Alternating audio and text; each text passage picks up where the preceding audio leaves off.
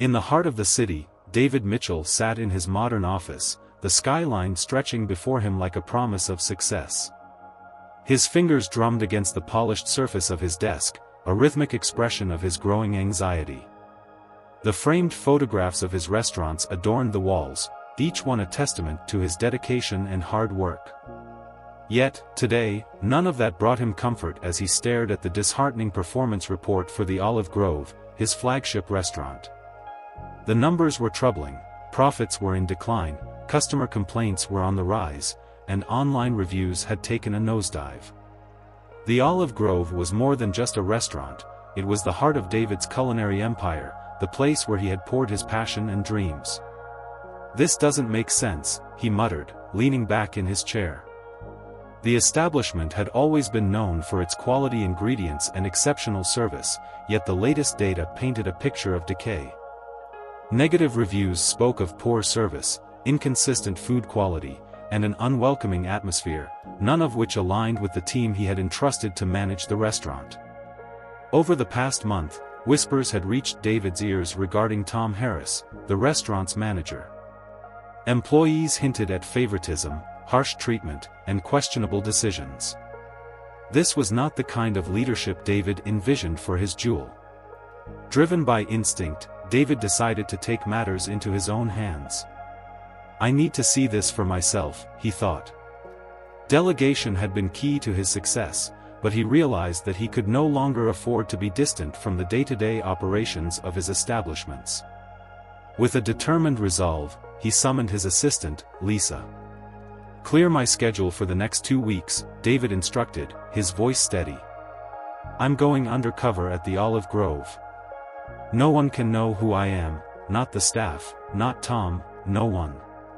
Lisa's eyebrows furrowed in confusion, but she nodded. "Understood. I'll handle it." 2 days later, David stood before the Olive Grove, its charming exterior unchanged. The rustic facade, with ivy climbing its brick walls and warm lighting spilling from the windows, tugged at his heartstrings. Dressed in a simple hoodie, worn jeans, and sneakers, he looked nothing like the polished CEO who graced business magazines. He had traded his clean-shaven look for a neatly trimmed beard and pulled a baseball cap low over his eyes. To anyone watching, he was just another job seeker.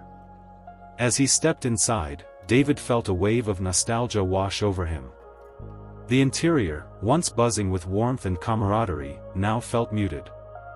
The staff moved with urgency but lacked the spirit that had once defined their interactions. "Can I help you?" a hostess asked, her polite tone strained. "Yes, I'm here about the dishwasher position," David replied, holding up a printed job listing. The hostess nodded and disappeared into the back. Moments later, Tom Harris appeared, tall, broad-shouldered, with a commanding presence that felt oppressive. "You're here for the dishwasher job?" Tom's tone was curt, almost dismissive. "Yes, sir," David said, keeping his voice steady. "I'm a hard worker and reliable. I won't let you down." "Fine," Tom shrugged. "We're short-staffed and need someone who can start immediately. Follow me." As David followed Tom through the bustling kitchen, he observed the chaotic energy. The kitchen was alive with activity, but the tension was palpable. He noted the worn expressions on the staff's faces and the sharp commands barked by Tom. When they reached the dishwashing station, David felt a strange mix of sadness and determination. "This isn't glamorous, but it's straightforward," Tom said, pointing at the mountain of dirty dishes. "Keep up, don't complain, and you'll be fine." David nodded, suppressing a smirk. If only Tom knew who he was speaking to. As he dove into the pile of dishes, he kept his ears open, absorbing the conversations around him. It didn't take long for the whispers to surface, complaints about unfair scheduling, impossible demands, and the ever-looming figure of Tom. "Watch out for Tom," a server warned him during a brief moment at the sink. "He's got a temper and doesn't care who he steps on." David filed the information away. He couldn't make waves just yet, for now, he was just the new dishwasher, blending into the background while gathering clues. By the end of the first shift, his back ached, and his hands were pruny, but he felt a strange sense of fulfillment. He was in the trenches now, witnessing the reality of his restaurant from the ground up. The next morning, David returned early to the Olive Grove, blending in with the opening crew. As he scrubbed dishes, he observed the staff's interactions. An atmosphere of fear and resignation hung heavily in the air.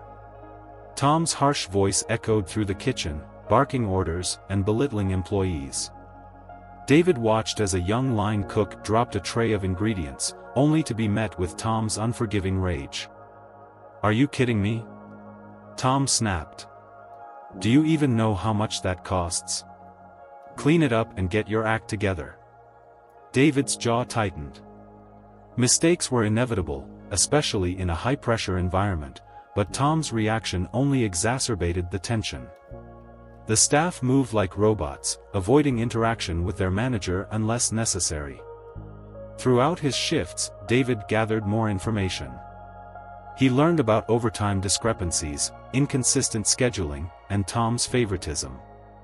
Each conversation painted a clearer picture of mismanagement. By the time the lunch rush hit, the kitchen was chaos, and Tom's frustration grew increasingly evident. "What's taking so long?" Tom barked at the head chef, a seasoned woman named Linda. "We're not running a charity here." Linda, visibly struggling under the pressure, replied, "We're short-staffed, Tom. I told you to work with what we got." Tom shot back dismissively. David could see the toll Tom's behavior was taking on the staff. It was clear that morale was dangerously low. As his shifts continued, David noticed other subtle signs of trouble: ingredients left to rot, and a cluttered prep station that contradicted the standards of cleanliness he had once upheld. During a rare lull, he struck up a conversation with Ethan, the young line cook. "How long have you been working here?" David asked. "About 6 months," Ethan replied, his voice low and hesitant. "It's not what I expected." David pressed gently. "What do you mean?" "It's just Tom," Ethan sighed. "He's always on our case. A lot of people have quit because of him." David's heart sank. This wasn't just about profits or reputation, it was about the people relying on this restaurant for their livelihoods. He felt guilt for having been so removed from the day-to-day operations, allowing a manager like Tom to wreak havoc.